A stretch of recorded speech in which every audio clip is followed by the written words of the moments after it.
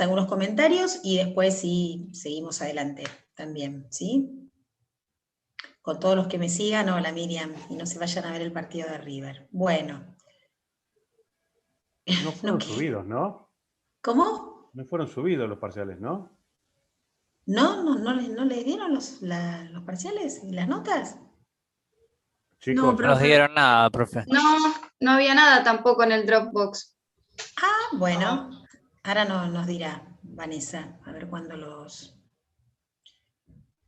entregan. Ya están corregidos. Bueno, no importa, la devolución se las hago igual con respecto a las respuestas. Y más o menos lo que fue pasando, acá me preguntan si aprobaron. Así sí, digamos, puedo adelantarles que sí, que están aprobados, no todos con notas promocionables, pero sí, están aprobados, no hay nadie que no esté aprobado, digamos, con menos de 4.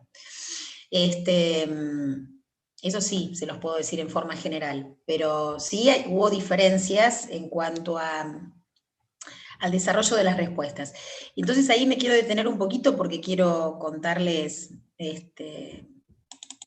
vamos a ir al examen y ahí con el examen en mano les cuento más o menos lo que fue pasando, ¿sí? Yo creo que en líneas generales, por lo que vi y por lo que corregí, fue sumamente accesible el examen, ¿sí? Porque hubo muy, muy buenos exámenes y hubo muchos buenos exámenes. A veces cuando esto sucede, uno como docente se pone a pensar si no fue demasiado fácil la propuesta, pero no los quiero subestimar, porque en realidad también esto habla de mucho entendimiento del concepto, de haberlos usado bien, de haber elegido bien los fundamentos para cada una. Sí, las notas las doy yo, me dice Vanessa. Ah, bueno, pero espera a ver, porque tendría que abrir, no lo tenía preparado. Nos subimos para que todos no vean todo. Ah, bueno. Está bueno. Y así te preguntan a vos. El tema es Vane, ya que estamos acá, te pregunto acá. Yo también tengo todas las notas en un Excel. Ah, está sin audio. Sí, no importa en el chat. Yo tengo todas las notas en un Excel también compartido. Yo para darle a cada uno lo suyo. Ah, espera, está sin audio, me dice. Sí. Ah, entonces yo le estoy hablando y claro, no me está escuchando. Perdón. Me dice, está sin audio, yo le sigo hablando. Miren, a ver.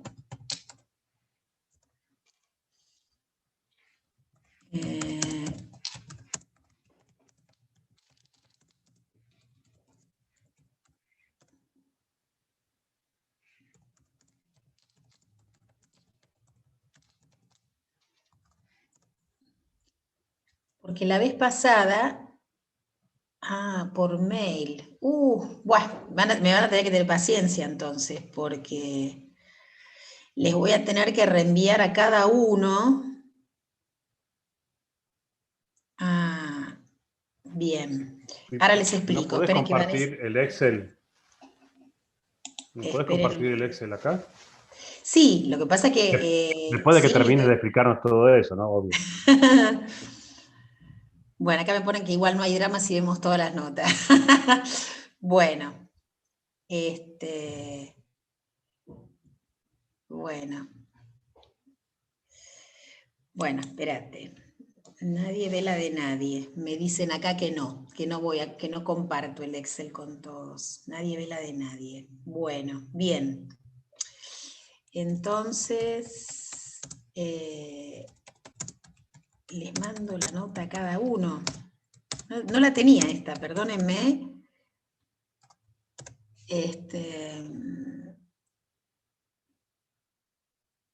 Bueno.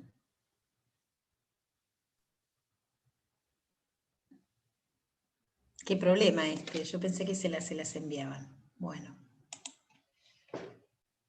No te hagas drama, Débora. No, el tema es que me pareció, o me acordaba que la vez pasada les habían enviado a ustedes, ¿no? Las notas. Hola chicos, hola Debo, ¿cómo estás? Hola, Sí, hoy tuve que Vane. entrar. Lo que pasa es que estoy con 4 clases a la vez y los enganché justo esto. Ay, no, qué bueno. Eh, Sí, pues estaba ahí no, que escuchen, estoy lista siempre para todas las escribir. notas de todos los parciales la pasan los profesores, porque después pasa que por ahí nos preguntan a nosotros y nosotros lo mandamos, y nosotros no le vamos a saber dar la respuesta de qué pasó en el parcial. Entonces, indiscutiblemente tienen que ir al profe y preguntarle alguna duda o lo que sea. Entonces, las notas las ven con los profesores y bueno, y así. Debo, vos las pasás como quieras, si querés en voz alta en la clase o si querés por mail con el examen de cada uno y le pones la nota abajo y si le querés hacer alguna aclaración. Eso las Claro, pasás como quieras. te cuento, te hago mi consulta. Yo tengo Sí, una carpeta con todos los exámenes corregidos de los chicos. sí, sí, Y sí. el Excel, o sea, la lista con todas las notas para Bárbaro. ustedes, que ya te las Sí, mandé. sí, Ahora, sí, sí, sí. para compartirlas ahora con los chicos, bueno, yo me tengo que ir de la reunión y volver, ¿no? Para para abrir esos archivos en No, mi, no, no, no hace falta. En el próximo, si no hay ID, las das rápido y cada uno en ya el sabe su próximo ID. nota. En el Y próximo ID, cualquier hacemos eso. consulta de alguno que tenga con su nota, igual todas las notas fueron buenas. No vi ninguna. No, no, por eso, están todos aprobados. ¿Sí? Pero bueno, vamos a hacer así, en la próxima reunión, antes de abrir la próxima reunión, les comparto con ustedes el Excel de notas y después vemos quién necesita ver el parcial, porque, Sí, lo del año pasado fue del año pasado. Ahora vamos a hacer así, porque a bueno, veces se pierde algún examen, estamos en la misma y nos preguntan a nosotros, y la verdad que los exámenes van a los profesores, chicos, o sea, bueno, dale, ahí dale, no dale. podemos dar. Entonces, Listo, mejor listo. que lo vean con el profe en clase y Está cualquier bien, consulta está le dicen, ah, bien. yo tengo duda, pero todas las notas Yo me fueron quedé buenas, con, las que yo vi. perfecto, yo me quedé con lo pasado y entonces nada, me vine Sí, así. no, no hay problema, lo vi justo y así es más Listo, fácil listo, listo. porque lo ven en clase y los chicos se quedan tranquilos y ya está. Listo, Vane, listo, listo. Bueno, Bárbaro. listo, Bueno, chicos. gracias. Entonces hacemos No, por así. favor. En esta reunión yo les hablo de las respuestas y hablamos y cada uno y cada una también va a ir pensando qué fue lo que puso en función de esto. Y en la próxima reunión ya me preparo y por lo menos les doy las notas, ¿sí?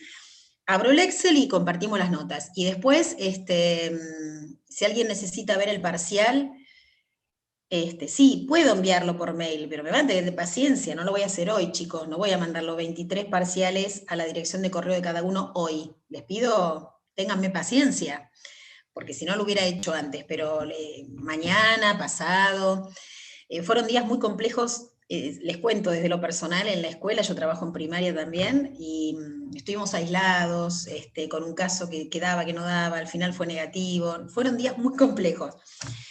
Es mejor subirlo. ¿Qué decías, Vane? Perdón. ¿Cómo me cuesta esto del chat? Mejor subirlo al drop, pero bueno. No, no, Ah, no, escribió una no. alumna, Listo, listo. Que era Natalie, mejor subirlo creo, al drop. sí. Sí, Natalie, ¿sabes qué pasa? Que después hay muchos alumnos que nos preguntan a nosotros y no sabemos, por eso no lo hacemos de esa manera. Es mejor que lo hablen con el profe Bueno. y ya se saca la duda. El profe da la nota y si alguno tiene una duda muy sustancial, que lo dudo porque las notas fueron buenas, volvemos a repetir, Sí, sí, bueno, pero ahí entonces en ese caso ven el examen si quieren, pero si la nota es buena y ya va de 7 para arriba, no, está bien, no. igual tienen derecho a Sí, verlo. Lo por que vamos a supuesto que hacer, sí, pero al subirlo al drop pasa lo que yo comentaba antes. Lo digo porque pasa así, después no se escriben. No voy a no, decir quién escribió, quién no escribió, ¿entienden? Pero no es en esta materia, pasa con todo. Entonces tenemos que tener una organización porque si no es mucho lío. Y todos los profesores no mandan los los exámenes, exámenes. los parciales. Entonces Bueno, no es que es una regla que todos los parciales se suben, está ¿entienden? bien. Entonces se hace muy, muy desorganizado. Por lo general se ven con el profesor y el profesor envía automáticamente, cuando corrige, pone la nota y se la reenvía al alumno. Digamos, esa forma es más fácil. Y después cualquier Claro. consulta la hacen en clase con el profesor. Es El lo tema más del fácil, porque si reenvío, no, está bien, me está escriben bien. a mí al mail, al WhatsApp, y soy yo la todo, ¿entendés? Y yo les después contesto lo mismo. O sea, no tengo respuesta en cuanto a una contestación de examen, eso es con el No, no, profesor. te entiendo, Claro. Vane, te Cuando entiendo. recibís, si no, es más fácil, Debo, ahora se me ocurre, cuando recibís los exámenes de los alumnos, ahí corregís y ya está, y pones la nota y se los reenvías. Lo que pasa Listo. que el reenvío yo no lo hago inmediatamente porque obviamente todo el mundo envía en momentos diferentes. Entonces yo Exactamente, sí, no sí, puedo mandar un examen corregido cuando hay gente que sí. todavía no entregó su examen. Ok, Entonces, con ese sentido, yo lo que hago es corregir todos y una vez que tengo todos ok. corregidos y nadie más tiene para entregar, ahí sí recién los reenvío.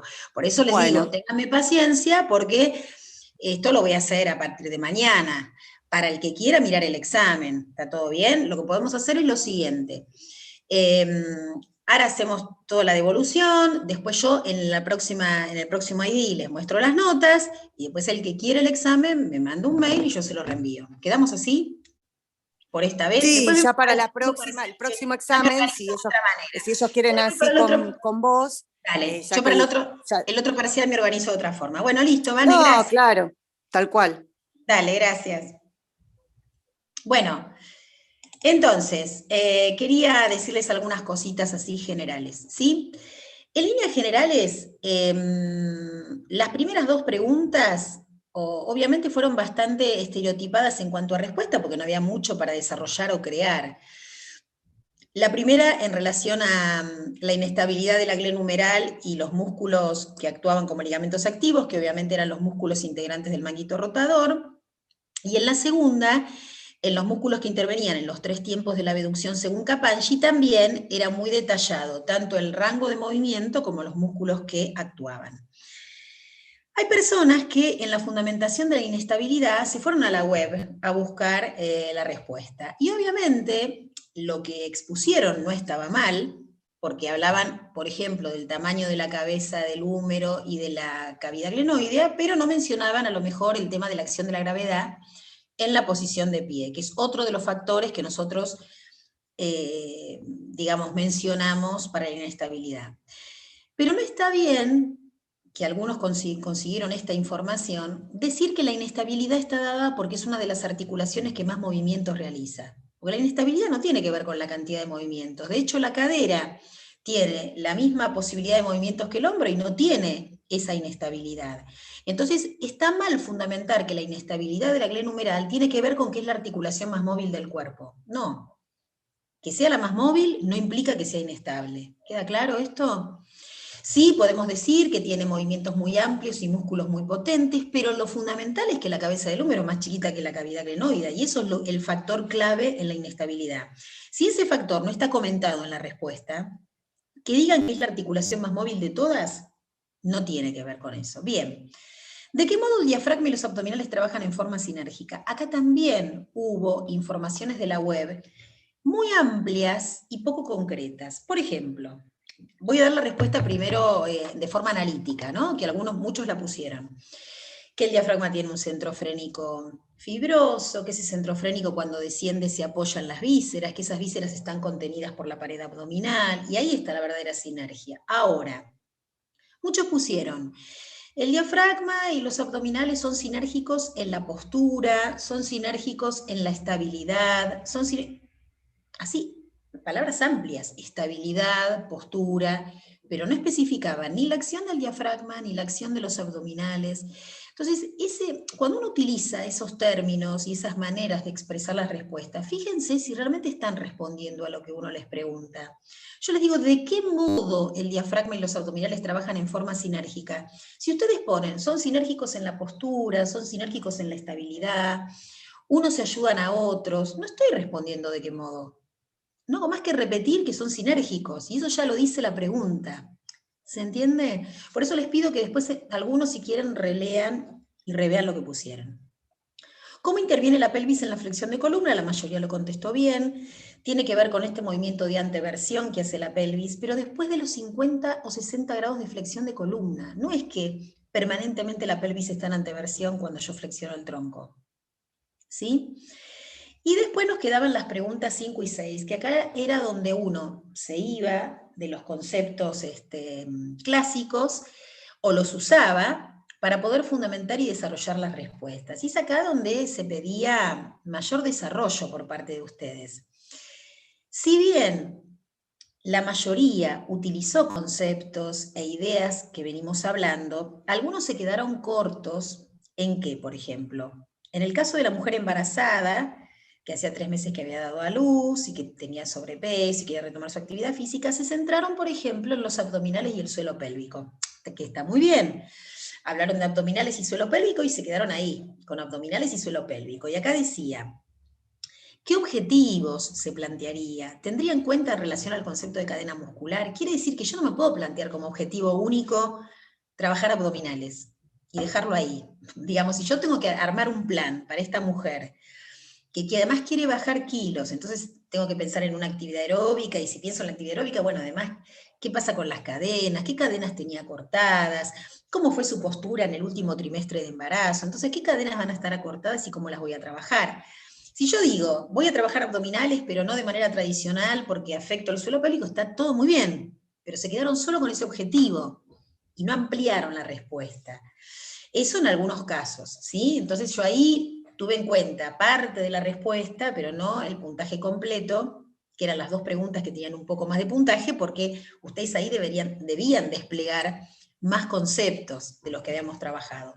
Hubo gente que hizo un desarrollo muy interesante, arrancó desde la anamnesis, es decir, desde el cuestionario previo, qué cosas le preguntarían a esta mujer, para tener datos, para poder armar ese plan, generaron algo realmente muy valioso, porque esto habla de que ustedes están empezando a poner en juego, digamos, lo concreto que van a llevar adelante en sus trabajos, ¿sí? No es que yo puse más puntaje por haber arrancado desde el cuestionario, porque yo en realidad evalué la respuesta en función a las preguntas que hice. ¿Qué objetivo se plantearía?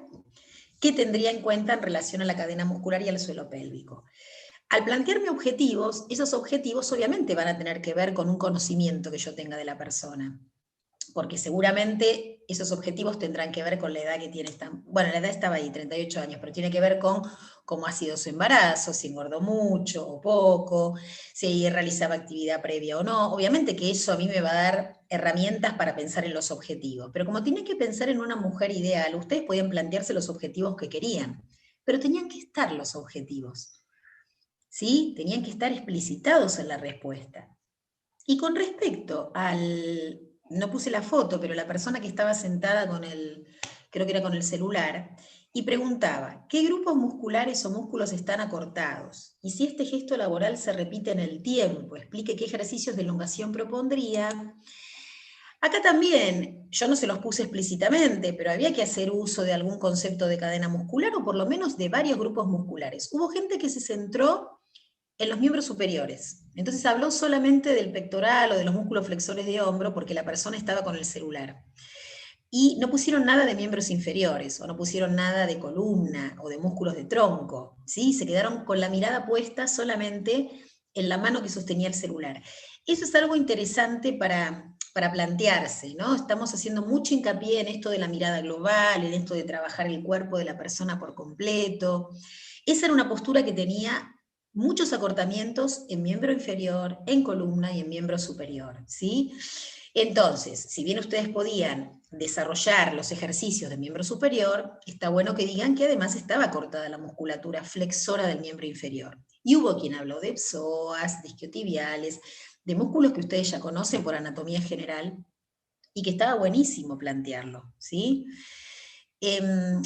Entonces, cuando se les dan casos así o situaciones para desarrollar la información, traten siempre de alejarse un poquitito de la imagen y ver a la persona completa. No quedarse la mirada puesta como cuando uno mira con el zoom en el suelo pélvico, en isquio, en flexores de hombros, ¿sí? Traten de mirar a la persona por completo. Hubo quienes, por ejemplo, hasta hablaron de respiración, tanto en un caso como en el otro. Tanto en el caso de la mujer embarazada como en la persona, hablaron de la expansión de la caja torácica, hablaron de que si están acortados y retraídos los músculos, evaluarían la respiración para ver qué pasa. O sea, había mucho elemento rico para poder meter en esas respuestas, ¿sí? Entonces comparen después con lo que cada uno y lo que cada una hizo y entiendan por qué hicimos algún tipo de correcciones, ¿sí? Ya sea o porque estaban incompletas las respuestas, o porque en algunos casos inclusive no me pareció correcto lo que pusieron. Por ejemplo, hubo quienes en la persona que estaba sentada con el celular propusieron dentro del plan fortalecimiento de glúteos. Y yo la verdad que por más que uno en un plan integral le meta un poco de todo, no tenía ningún sentido, ningún fundamento pensar el fortalecimiento de glúteos en esa situación particular de la persona que estaba sentada con toda su musculatura flexora acortada.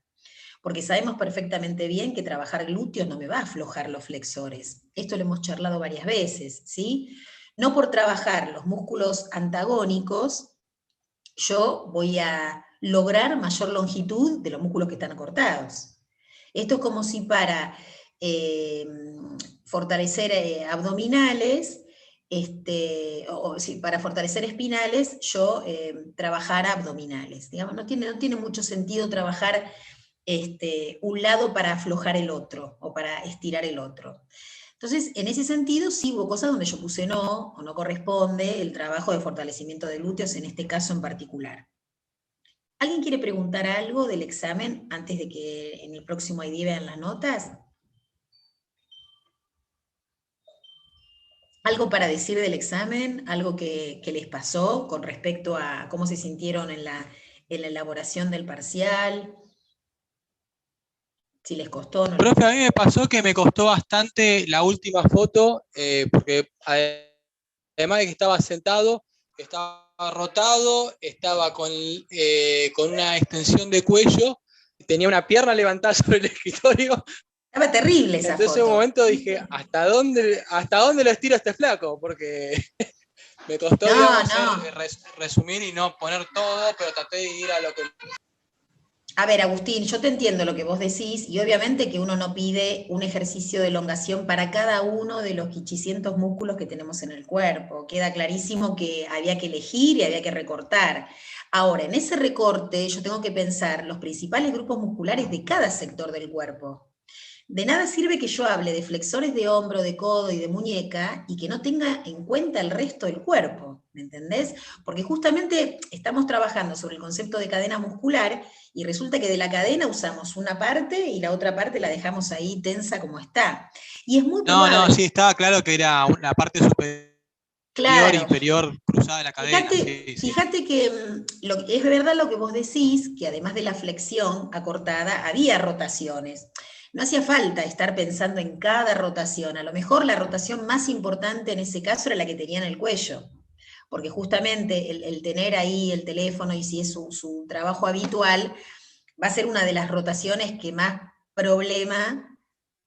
¿Qué pasa, Carlos? Se nos ahoga Carlos, o nos está diciendo que se corta. ¿Se corta? Sí, ¿Se corta el audio? Te vas y venís. Ah, ¿sí? ¿A todos les pasa lo mismo? ¿En mi escucha? Me escuché bien, ¿eh? Ah, fíjate, Carlos, si puede ser tu señal, porque por ahí es la mía, pero... Bueno.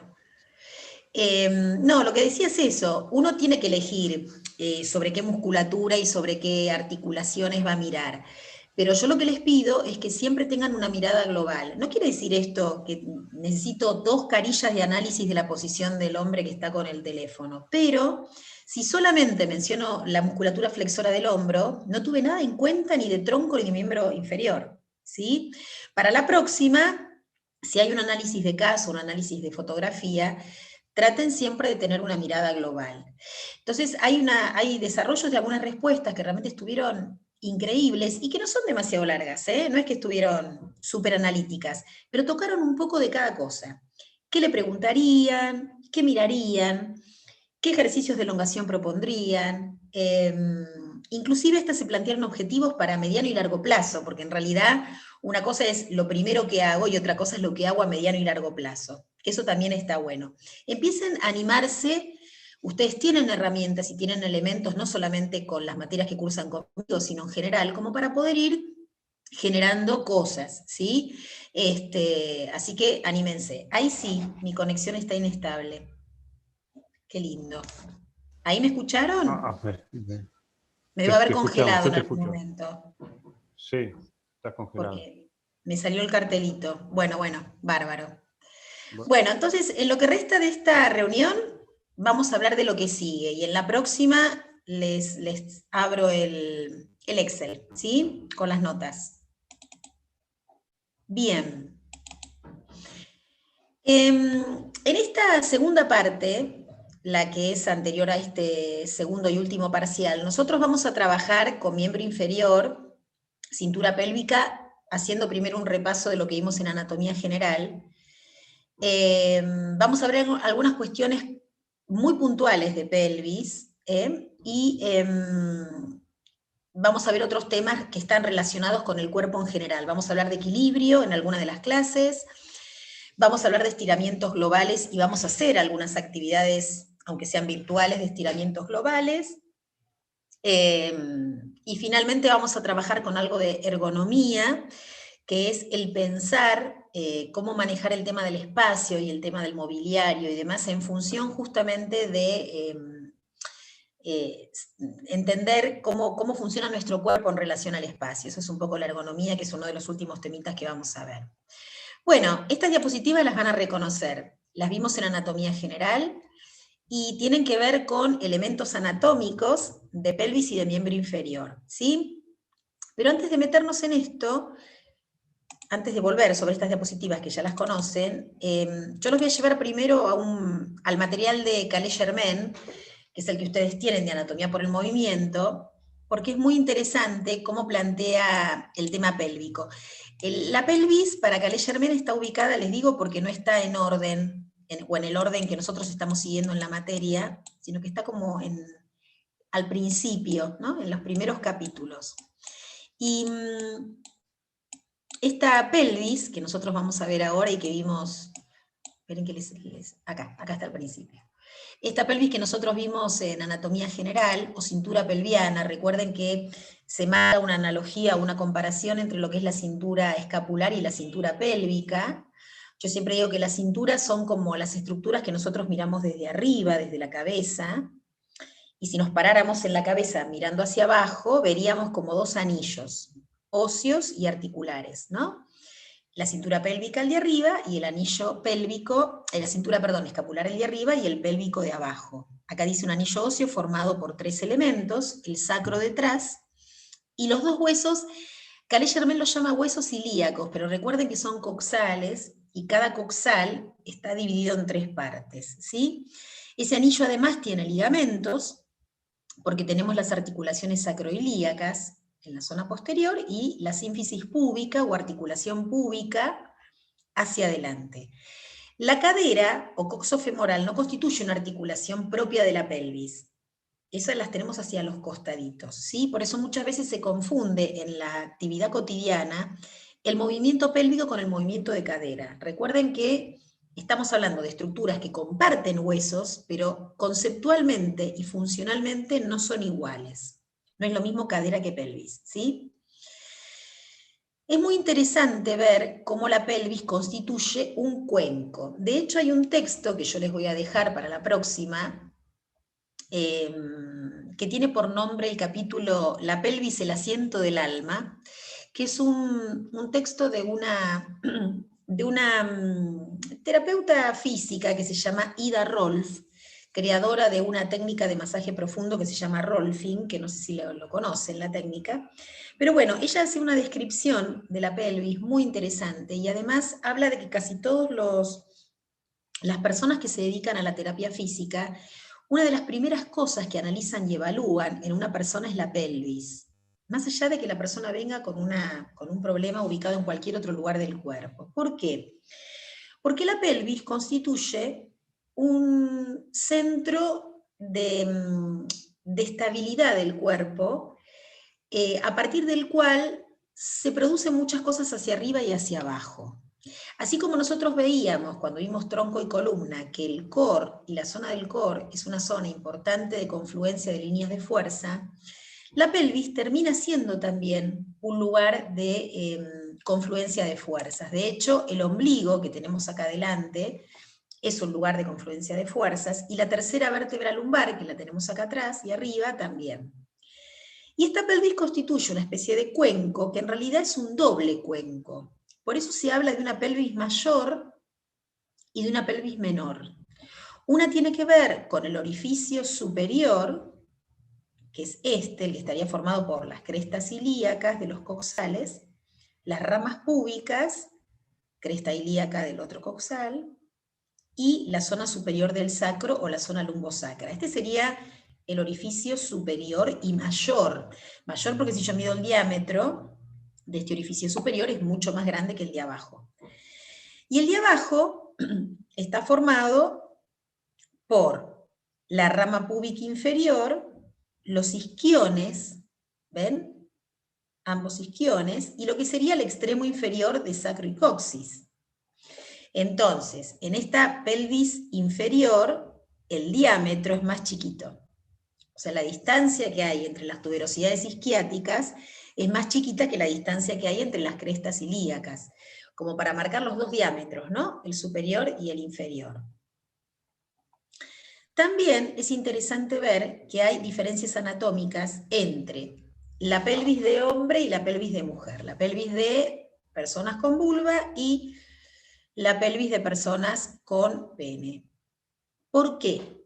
Porque en lo que sería para nosotros la pelvis masculina, hablando socialmente, las crestas ilíacas de los coxales son más altas y más estrechas. Por eso en líneas generales, y esto es generalizando, los hombres tienen pelvis más estrechas, con crestas ilíacas más altas. Cuando ustedes le dicen a una persona, poné las manos en las crestas ilíacas, acá donde vos tenés los reparos óseos, van a ver que los hombres ponen las manos más arriba que las mujeres. Las mujeres tienen una pelvis más ancha, con crestas ilíacas más bajas, ¿sí? La pelvis se desarrolla más hacia los laterales, mientras que en el hombre no. Este es un dato óseo muy interesante que es tomado muchas veces por los anatomistas forenses o por las personas que hacen un análisis de restos óseos, ¿sí? O sea, la conformación de la pelvis muchas veces habla del sexo, justamente por estas características anatómicas diferenciales entre pelvis de varón y pelvis de mujer, ¿sí? Este es un dato interesante. Obviamente esta diferencia anatómica tiene mucho que ver con la funcionalidad de la pelvis, sobre todo en relación al futuro posible parto, o finalización del embarazo. Bien, además de que las pelvis son todas diferentes, esto siempre lo sabemos, pero por las dudas viene bien recordarlo, porque cuando uno estudia anatomía funcional, uno estudia de manera generalizada y nos parece que todos los cuerpos y todos los seres humanos tenemos lo mismo, y en realidad las pelvis son tan diversas como los seres humanos, ¿sí? En cuanto a formas, alturas, etcétera, etcétera.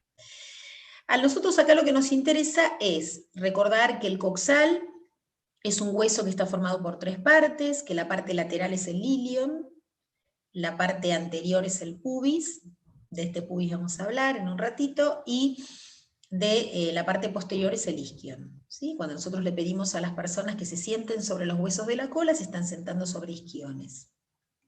Esta es una visión lateral del coxal, y acá sí tenemos la cavidad cotiloidea donde se va a alojar la cabeza del fémur. ¿Entienden la orientación? Sí, ¿no? Bien. Algo más interesante de estos gráficos, y ya pasamos a las diapositivas. Bueno, y el sacro, que es nuestra otra pieza ósea de la pelvis, que recuerdan ustedes que está formada por la conjunción de varias vértebras, con una cara anterior, donde acá tenemos un disco intervertebral, que es el disco que está entre la quinta lumbar y el sacro, una zona muy compleja en cuanto a lesiones o problemas. ¿Por qué? Porque justamente en este punto nosotros tenemos el punto de inflexión entre la finalización de una curva y la otra, es decir, la finalización de la lordosis lumbar y el inicio de la cifosis sacrocoxígea. Entonces, este punto es un punto muy interesante para medir el ángulo de la lordosis lumbar y de la cifosis sacrocoxígea. Si la pelvis está muy antevertida, está muy volcada hacia adelante, nosotros tenemos una tendencia a que este sacro se deslice hacia adelante y por ende se deslice la quinta vértebra lumbar. Esto se llama espondilolisis, y a veces cuando los ligamentos no contienen bien o cuando tenemos cierta debilidad en las partes blandas, o tenemos una cuestión postural que lo favorece, la quinta vértebra lumbar tiende a deslizarse hacia adelante. Esto trae problemas de hernias discales, dolores y demás, ¿sí? Es un punto de inflexión entre una curva y otra. Siempre los puntos de inflexión entre una curva y otra son lugares de conflicto. Por ejemplo, donde termina la lordosis cervical y empieza la cifosis dorsal, que es ahí entre C7 y la primera dorsal, es un punto de conflicto. La región lumbosacra, donde termina la lumbar y empieza el sacro, también es una cuestión de conflicto, ¿sí? Donde cambia la curva, donde cambia la lordosis y empieza la cifosis, son puntos que tenemos que revisar muy bien. Bueno, vamos a hacer la pausita de 5 minutos, voy a buscar el Excel con las notas y en el próximo ID nos encontramos, ¿sí? En 5 minutitos. Recording stop.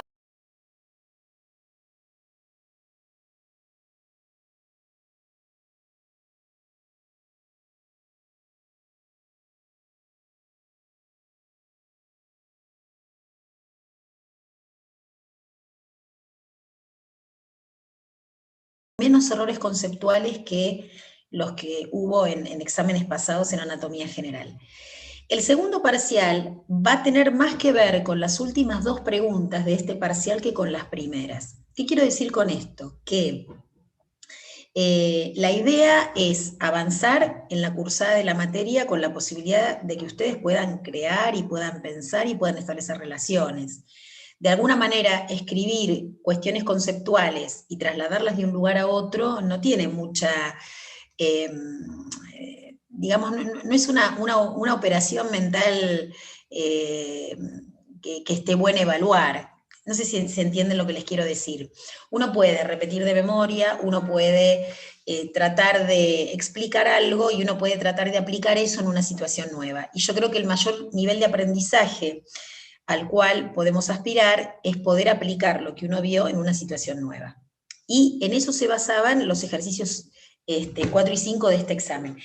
Así que, 5 y 6, perdón, las últimas 2 consignas. Así que en el próximo parcial la idea es avanzar un poco más sobre ese tipo de preguntas, con lo cual es importante que practiquemos en las clases en este ida y vuelta, para hacer preguntas, para generar cosas, ¿sí? No se mantengan solamente escuchando las explicaciones, sino que traten de participar y de intervenir para ir tomando herramientas para ese tipo de evaluación que vamos a hacer en el segundo parcial, ¿sí? Bueno, ¿seguimos un poquito más? Allá vamos. Entonces, les decía que en el repaso de este miembro inferior, nosotros vamos a tomar elementos que hemos visto en anatomía general para poder después entender algunas cuestiones muy puntuales que vamos a ver en relación justamente a esto. Y vamos a aplicar también el concepto de cadenas musculares a miembros inferiores.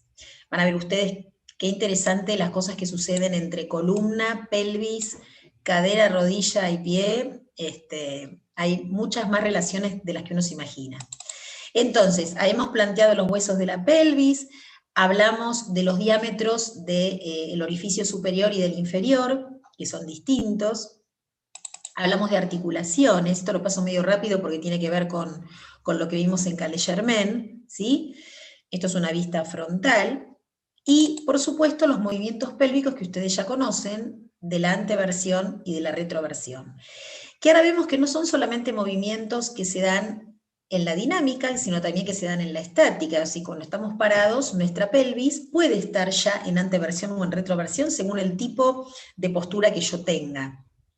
Esto es interesante de ver, esto es interesante de observar en una persona, aunque yo no le haga un análisis exhaustivo de la postura, saber si esa persona en posición de descanso está parada con una pelvis en anteversión ya me habla de otra cosa, ¿sí?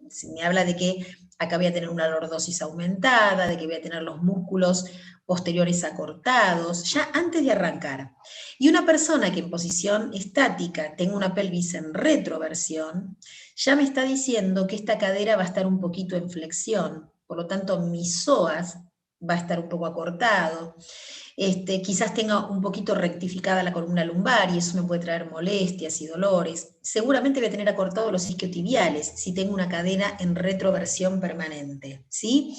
Todo eso son datos que obtenemos de ver a la persona parada y, por supuesto, viéndola de perfil. Viéndola de perfil, como estamos acá con las imágenes, nosotros podemos tener una idea de cómo está la pelvis. A veces, por la contextura de la persona, la musculatura, etcétera, etcétera, no se ve muy claramente la pelvis. Entonces, ¿qué reparos óseos puedo tomar en cuenta para ver cómo está ubicada la pelvis? ¿Qué podría marcar? Por ejemplo, la persona tiene un abdomen prominente, a lo mejor tiene unos músculos grandes y me cuesta ver cómo está la pelvis, porque yo lo que veo es la silueta de la persona, ¿no?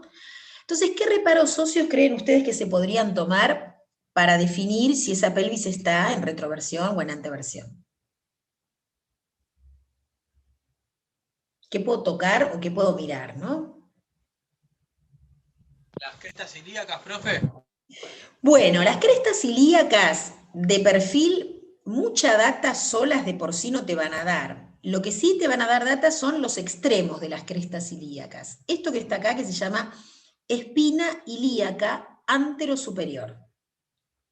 Las EIAS, tienen como una sigla, ¿no? Espina ilíaca anterosuperior, que son en realidad los reparos óseos que ustedes se tocan en la parte anterior de la pelvis. La gente, por ejemplo, muy delgadita, cuando se acuesta boca abajo, si se acuesta en el piso, a veces tiene dolor ahí, o molestia, porque las espinas ilíacas anterosuperiores están como muy salidas hacia afuera, en personas muy delgaditas, ¿sí? Entonces, yo sí palpo la cresta ilíaca, estoy de acuerdo con vos, pero la palpo hasta llegar a esa punta anterior. Y entonces, ¿qué hago? Miro esas espinas ilíacas anterosuperiores y me fijo si están muy arriba o están muy abajo. ¿En relación a qué? En relación, por ejemplo, a la altura del ombligo, o en relación a donde termina el sacro y el huesito dulce. Entonces, espina ilíaca anterosuperior y la altura del coxis. Si más o menos están equilibrados esos dos puntos, la pelvis está en una posición indiferente. Ahora, si yo tengo el coxis acá arriba y las espinas ilíacas hacia abajo, seguro que la pelvis está en anteversión. Y si al revés, tengo las espinas ilíacas anterosuperiores medio hacia arriba en relación al coxis, la pelvis está en retroversión. A veces se ve a simple vista, no hace falta tocar, porque si yo veo que la persona tiene una cadera en semiflexión y el glúteo muy acortadito, o acá una lordosis muy aumentada, enseguida me doy cuenta. Pero esto de los reparos óseos, ténganlo presente en aquellas situaciones donde no puedo ver bien cómo está ubicada la pelvis, no me doy cuenta, ¿sí? Bien. Profe, Sí, sí. puede ser también observando la manera en cómo camina, porque evidentemente la amplitud para la extensión del fémur va a estar acortada cuando ¿En está qué caso decís, Carlos? en el caso donde está en retroversión. Bueno, es interesante lo que decís. En relación a la marcha se pueden ver muchas cosas. A veces lo que sucede con estas personas que tienen la pelvis en retroversión, que suelen tener lo que es la cadena flexora cortada. ¿Viste? Tienen acortado psoas, isquiotibiales, entonces aparece la cadera en semiflexión y la rodilla en semiflexión. Entonces cuando vos ves esas personas que caminan, que medio que como que se van agachando a medida que caminan, ¿no? Porque tienen tanto la cadera como la rodilla en semiflexión. Eso, ahí la marcha te podría dar un dato, tal cual. Pero a veces con solamente verlos parados o paradas, vos ves que la rodillita está un poco doblada y ves que la cadera está un poco doblada. Después vamos a ver que hay otras maneras también de evaluar los acortamientos. Hoy les voy a mostrar unas imágenes que se las voy a mostrar por arriba y las vamos a analizar la próxima clase, ¿sí? Para poder entender esto de los acortamientos, porque hablamos mucho de los acortamientos y después la idea es, bueno, pero entonces ¿cómo los palpo? ¿Cómo los evalúo los acortamientos? Bueno, recordamos que las articulaciones de miembro inferior son la coxofemoral, que es la de cadera, la femorotibial y femororotuliana, que son las dos articulaciones que integran la rodilla, con una misma cápsula, dos articulaciones, pero una misma cápsula articular, ¿sí? El tobillo o tibio-tarsiana y las articulaciones propias del pie. Bien, así como decíamos que la glenohumeral era recontra inestable, la articulación coxofemoral es una de las más estables del cuerpo. ¿Por qué? Ahora les pido fundamento de la estabilidad de cadera, ¿no? La tuberosidad de la cavidad, porque la cavidad es bastante grande y envuelve a a la epífisis proximal del fémur. Qué lindo. Y además ¿cómo porque dijiste? también Muy tiene, bien. gracias, y además porque también tiene el ligamento interno. Bien, tenemos una cavidad coxal mucho más profunda, ¿sí? Y más grande en cuanto a diámetro. Un ligamento que es el ligamento redondo, que une la cabeza del fémur al fondo de la cavidad cotiloidea del coxal. Hay una fuerza centrípeta. ¿Qué significa una fuerza centrípeta? Que si yo quisiera separar la cabeza del fémur de la cavidad cotiloidea, me costaría, hace como efecto de sopapa, ¿sí? Esa fuerza también influye para que la cabeza se mantenga dentro de la cavidad cotiloidea. O sea que fíjense ustedes, hay mucho elemento, el ángulo que forman el cuello del fémur y la diáfisis o el cuerpo del fémur también es diferente al ángulo de la cabeza del húmero, ¿sí? Es un La ángulo cavidad también, No, perdón, sí, profe. sí. No, que la cavidad también tiene un anexo que también ayuda a tener más estabilidad, digamos, a contener la cabeza del fémur. Sí, acá no hay un anillo, como un rodete, como en el caso del hombro, pero sí hay una ceja cotiloidea, hay un pedacito de fibrocartílago que también está ahí en la cadera. Pero entonces son muchas las cuestiones que hacen que esta articulación sea muy estable, ¿sí? Primero no tenemos el defecto de la acción de la gravedad tirándonos del húmero hacia abajo, como teníamos en el miembro superior, que al tenerlo colgado, el miembro superior, tenemos todo el tiempo la influencia de la acción de la gravedad. Acá tenemos un apoyo en el piso, entonces eso no nos pasa. Por otro lado, la profundidad de la cavidad cotiloidea, el ligamento redondo, la fuerza centrípeta, el ángulo de inclinación del cuello femoral con el cuerpo, todo eso hace que esta articulación sea muy estable. Si nosotros no tenemos grandes problemas de la conformación de la articulación, o no tenemos problemas musculares, de debilidad muscular, etcétera, etcétera, esta articulación no se luxa salvo que recibamos un supertraumatismo, ¿sí? Una caída desde mucha altura, etcétera, etcétera, o un choque automovilístico que provoque un impacto muy fuerte y esto genere una luxación. Si no, en líneas generales, esta articulación no luxa, ¿sí? Pero fíjense la radiografía y lo que yo les decía hace un ratito de la importancia de la pelvis para entender el equilibrio de todo el cuerpo. Una pelvis con crestas ilíacas a la misma altura, ¿ven? Esto es importante. Con cabezas femorales también aproximadamente a la misma altura. Los traumatólogos hacen mucho hincapié en estas líneas que van de cresta ilíaca a cresta ilíaca, que van de cabeza femoral a cabeza femoral, que van de cuello a cuello, que van de tuberosidad isquiática a tuberosidad isquiática, para hablar de una pelvis en equilibrio. Porque una pelvis que no esté en equilibrio, que tenga una hemipelvis más arriba que la otra, o que tenga una cadera más arriba que la otra, sí. Carlos, ¿no Sí, se puede ser oye? también cuando, Ah, sí, puede ser también cuando a los bebitos les marcan los rollitos para ver si están más, hay diferencia en las caderas también, ¿no? no, totalmente, porque hay una patología que se llama luxación congénita de cadera, que se suele dar en relación al sexo 3-1 en las nenas más que en los varones, que tiene que ver con la no finalización de la osificación de la cabeza del fémur a tiempo. Entonces, tenés que esperar un tiempo hasta que osifique la cabeza del fémur, y ese tiempo tenés que tratar de que la pelvis se mantenga estable. Entonces, en general, es el caso de las bebitas que vos ves que les ponen como una especie de separador de las dos caderas y los mantienen así durante un tiempo hasta que osifique la cabeza del fémur en una situación de simetría. Porque al tener una cabeza casi terminada y otra no, la pelvis tiende a ponerse inestable en desequilibrio, y también corres el riesgo de que cuando esa bebita se siente y demás, se luxe la cadera. Es decir, la cabeza del fémur salga de la cavidad cotiloidea. Eso se llama luxación congénita de cadera, y para evitarla se hace todo un tratamiento. Por eso vos decís que en el análisis clínico, los pediatras no solamente miran los rollitos, que ese es un signo clínico muy interesante para ver el tema de las asimetrías, sino también mueven las caderas en rotación y demás para ver qué grado de estabilidad tienen las caderas. Y cuando tienen dudas, mandan a hacer una ecografía de cadera para descartar que haya una luxación congénita de cadera. ¿Sí?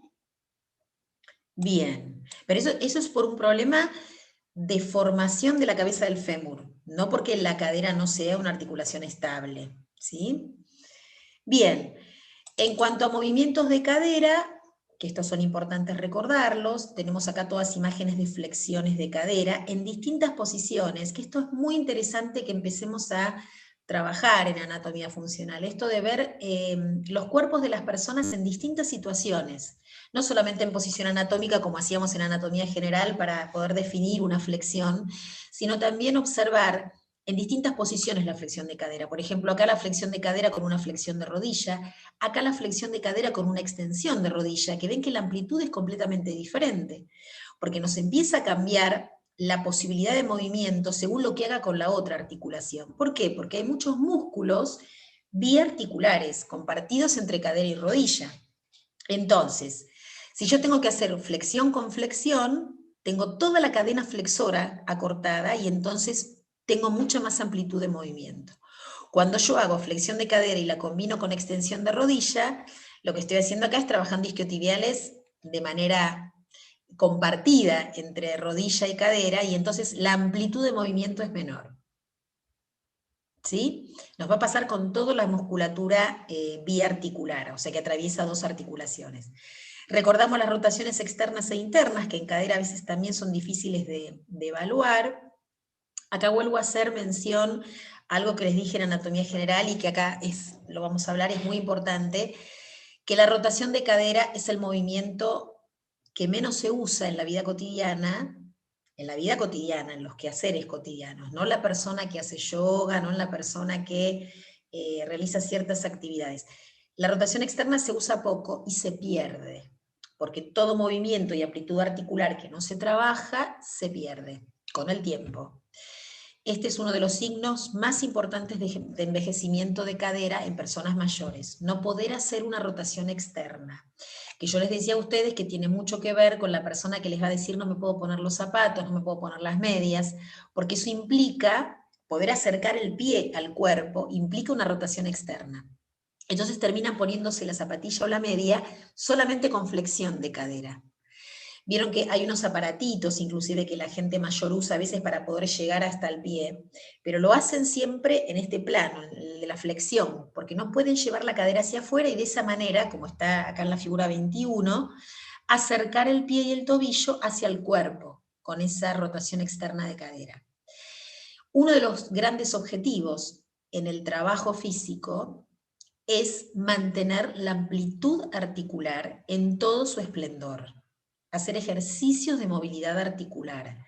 No solamente pensar siempre en términos de fortalecimiento muscular, que está muy bien, porque si tengo músculos fuertes también van a poder mover esas palancas óseas, pero sobre todo trabajar en rangos de amplitud articular bien grandes, ¿sí? Justamente para mantener esas amplitudes hasta último momento, hasta que el tejido envejezca y nos marque límites propios, ¿sí? Rotaciones externas e internas. La externa es mucho más amplia que la interna. ¿Ven? La externa tiene 60 grados de excursión, mientras que la interna es de 30 grados nada más. Por lo tanto, este es un movimiento mucho más amplio. Y finalmente la abducción y la aducción. La aducción, en el caso de los miembros inferiores, siempre se combina con extensión y con flexión. Cada vez que nosotros queremos cruzar los miembros inferiores, para sentarnos o de pie, ¿sí? Por delante o por detrás. Es ahí donde la aducción adquiere todavía más amplitud, si no simplemente se trata de volver desde la abducción hasta la línea media. ¿Vamos bien? Voy rápido porque todo esto ya lo vimos de alguna manera. Bien. Terminamos con el recorrido articular y terminamos por hoy. Lo que yo les voy a pedir para la clase que viene es que hagan un buen repaso de miembros inferiores, no solo de articulaciones, sino de músculos, porque vamos a empezar a nombrar los músculos, los vamos a ver en acción, vamos a ver qué cosas pasan con el cuádriceps, los isquios, los glúteos, el psoas ilíaco. Entonces traten de hacer una refrescadita de origen inserciones, de las acciones musculares del miembro inferior, porque los vamos a usar, ¿sí? Recordamos que la articulación de la rodilla es una trocleartrosis, es decir, una articulación formada por la tróclea del húmero, que es esta endija que tiene acá los dos cóndilos femorales, y las mesetas tibiales. Justamente esta endijita, esta zanja que tienen acá los cóndilos femorales, es lo que hace que parte de las mesetas tibiales se encajen ahí, y eso nos permite una sola posibilidad de movimiento, que es la flexión y la extensión. Si estos fueran dos superficies redondeadas, deslizando y rodando sobre las mesetas tibiales, podríamos hacer más cosas, pero solamente podemos hacer flexión y extensión. Sí sabemos que hay grados de rotación automática al final de la flexión y al final de la extensión. Quiere decir que sí o sí el fémur y la tibia, en algún momento de la flexión y la extensión, además rotan un poquito.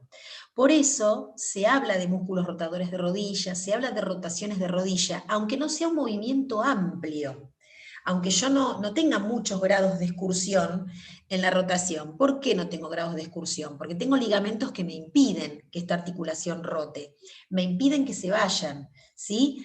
Tengo ligamentos cruzados que me impiden el desplazamiento antero-posterior, tengo ligamentos laterales que me impiden justamente los movimientos laterales, por eso la rodilla no puede inclinarse lateralmente hacia un lado y hacia el otro. Pero igualmente estos ligamentos limitan hasta un cierto punto. Por eso hay un grado de excursión de la rodilla en rotación e inclusive en inclinación lateral muy chiquitito que la rodilla puede hacer. De hecho, la mayoría de las lesiones ligamentarias de rodilla se dan cuando esos ángulos chiquititos se exacerban, cuando esos ángulos chiquititos aumentan. Cuando yo tengo una rodilla que rotó más de lo que tenía que rotar porque dejó fijo el pie en el piso y siguió de largo, o porque justamente realizo un movimiento de inclinación lateral exagerado. Entonces tengo ahí los ligamentos laterales que por ahí se distienden, que por ahí se estiran. Bueno, todo eso puede pasar en nuestra articulación de rodilla, que es una articulación intermedia entre lo que sucede arriba y lo que sucede abajo.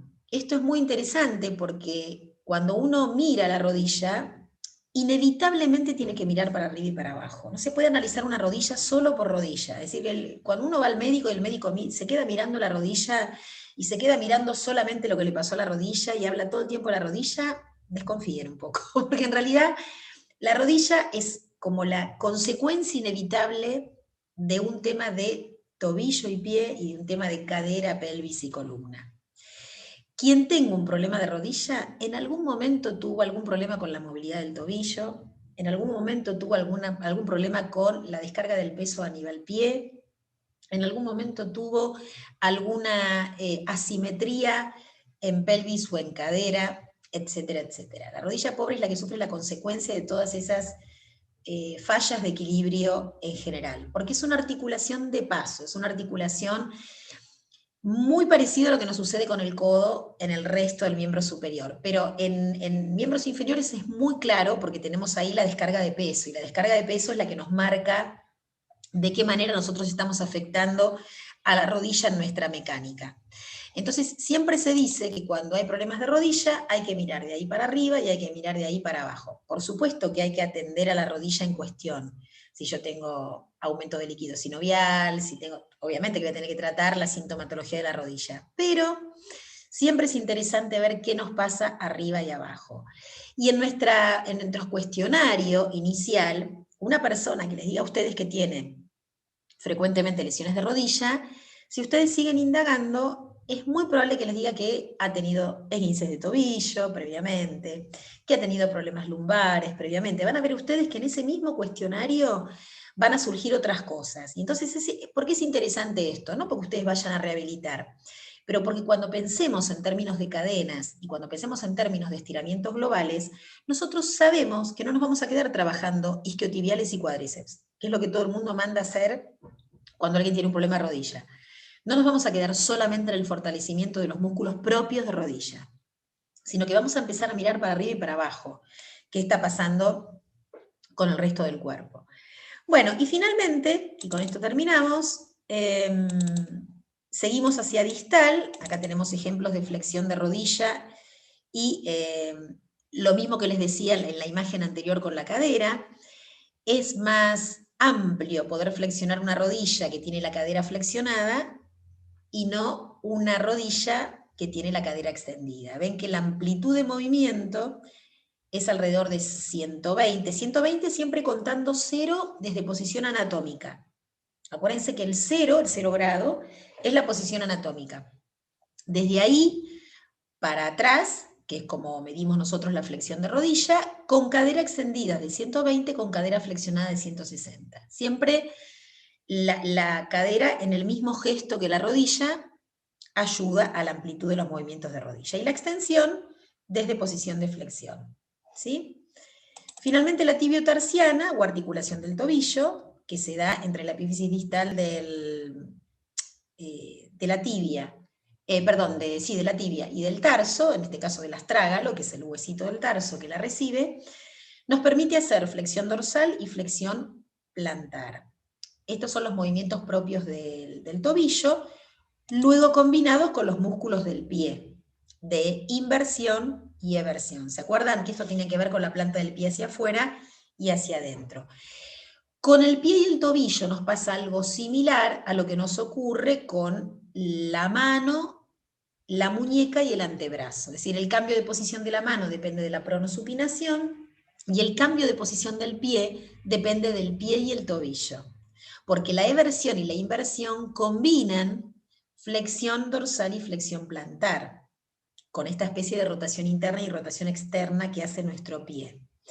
Y acá también es muy interesante de ver cómo se mueven los pies de las personas, cómo descargamos el peso. Una manera muy interesante de ver la descarga de peso, y lo vamos a ver después cuando veamos equilibrio y les muestre cómo se apoya el pie en el piso, es ver el desgaste del calzado. ¿Sí? A veces cuando nosotros no tenemos muy claro cómo está pisando esa persona, no nos damos cuenta, miramos cómo gasta las zapatillas o cómo gasta los zapatos, y el desgaste del calzado nos da un montón de datos, ¿sí? Si está más desgastado el arco interno, si está más desgastado el arco externo, si está desgastada la parte del talón, porque la persona se para casi sobre talones, si está desgastada la parte anterior, bueno, todo eso es muy interesante de ver. A veces se saca el calzado y le miramos el calzado a la persona y no los pies, ¿sí? Bueno, entonces, queda la tarea pendiente para la próxima de hacer una revisada de lo que vimos hoy, pero sobre todo de la musculatura del miembro inferior. Nosotros vamos a arrancar la clase que viene con una serie de imágenes de personas en movimiento, donde ustedes me van a decir qué músculos de miembro inferior están trabajando en esas imágenes, para ir haciendo una repasadita de los músculos de miembro inferior, ¿sí?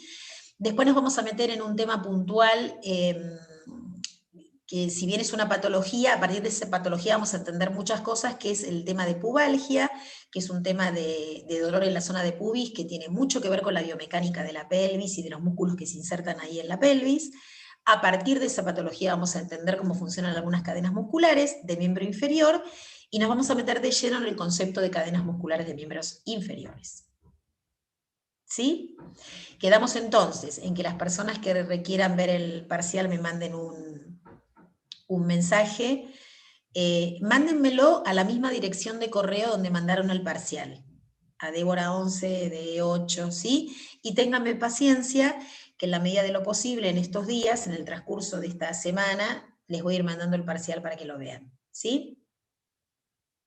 ¿Quedamos así? Bueno, buenísimo. Bueno, entonces... Ok, profe, gracias. Que tengan buena semana, ¿sí? A cuidarse mucho, que estamos tremendos y tremendas con los números de contagios. Récord. Sí. Récord hoy, un desastre. Bueno, mientras tanto, las escuelas primarias y los jardines siguen abiertos, así que nosotros seguimos trabajando y aislándonos cada 2 por 3. Bueno. Y sin vacunas, profe. Profe, gracias. Chao, profe, hasta luego. Y sin vacunas. Y sin vacunas, y sin vacunas. Así es. Bueno, nos vemos. Chao, profe, nos vemos.